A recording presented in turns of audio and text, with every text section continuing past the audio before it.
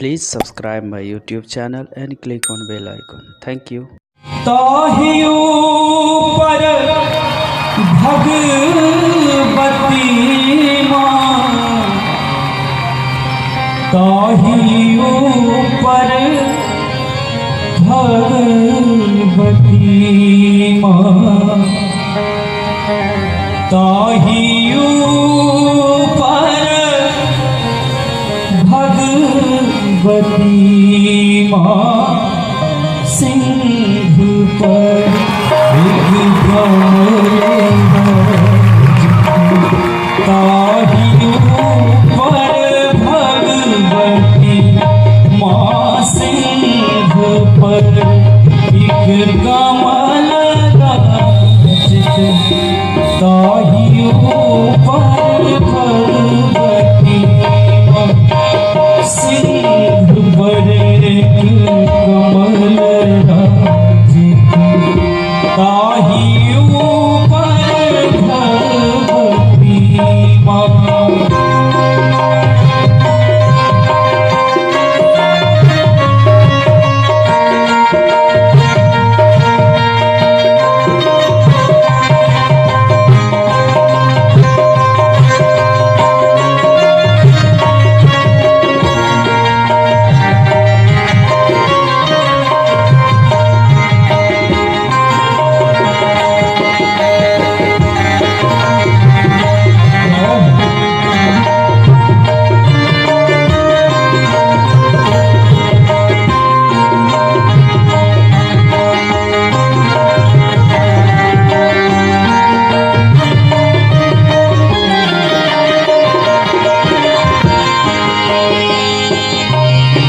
शंख गहि गहि चक्र गहि गहि, शंख गहि गहि चक्र गहि गहि, खड़ग रही माँ पार्वती माँ, खड़ग रही माँ पार्वती, शंख गहि गहि चक्र गहि गहि, खड़ग गही माँ पार्वती माँ, खड़ग गही माँ पार्वती माँ, सिंह पर एक कमल राजित, ताहि ऊपर भगवती माँ, सिंह पर एक कमल राजित, ताहि ऊपर भगवती माँ।